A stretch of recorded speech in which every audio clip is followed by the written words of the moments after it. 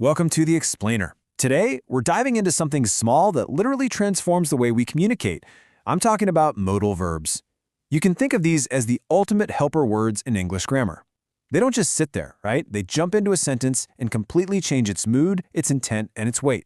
Let's break down two of the absolute most powerful helpers we have. So I want you to think about this for a second. How do you actually express a promise or an ability in English? It's kind of amazing how changing just a single tiny word can entirely shift the meaning of a sentence. You go from a simple statement of fact straight into a binding personal commitment or a demonstration of a skill. The difference between stating what is possible and stating what is guaranteed literally comes down to these tiny helper verbs. Okay, let's dive into this.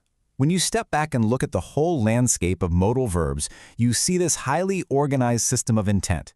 We've got words like must for obligation, should for giving advice, and may for asking permission. But today, we're skipping the heavy grammar jargon and zeroing in on exactly how to deploy can and will. We'll focus on the word itself, its meaning, a practical example, and a solid visual anchor to really lock it into your memory. Here is our framework for today. Modal verb, meaning, example, and same meaning. Section 1. Meet the helper, can. The modal verb can has a very distinct primary meaning, ability or a request. When you drop can into a sentence, you're signaling that someone or something is capable. They've got the skill, the power, or the opportunity to actually pull something off.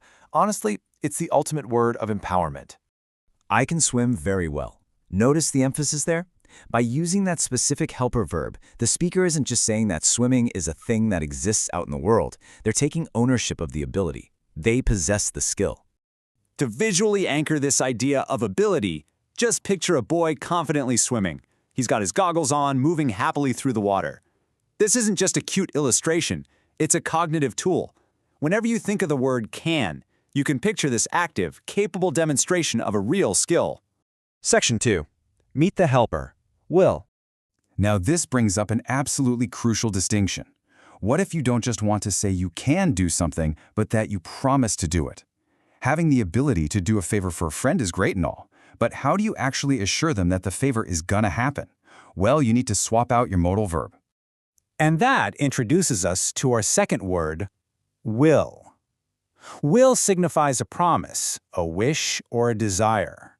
It moves us entirely away from mere physical or mental ability and drops us firmly into the territory of commitment. When you use will, you are projecting an absolute intention right into the future. Consider the phrase, I will help you tomorrow. The stress here is on the timeline, tomorrow, and the absolute commitment aspect of the word will. The speaker isn't saying, hey, I have the physical strength to help you. No, they're making a social contract. They're giving their word. To visually reinforce this idea of a promise, imagine two friends shaking hands. A handshake is basically the universal human symbol for a deal, a promise, a binding agreement. It perfectly embodies the wish and desire to follow through that the word will carries with it.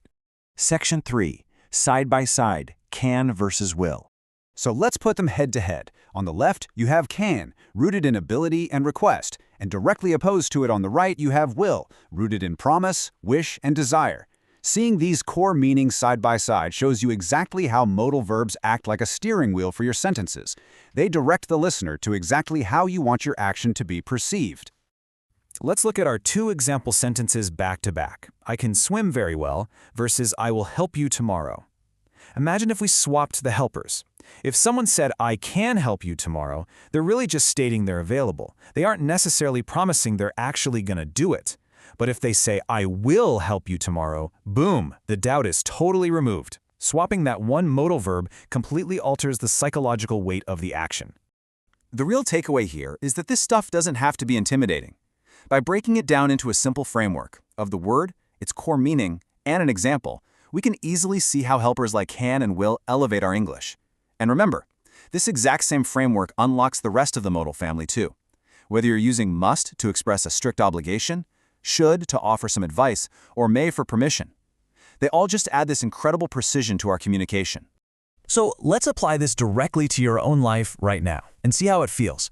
What is something you can do today, a skill you absolutely possess? And what is something you will do tomorrow, a solid promise you're making to yourself or to someone else.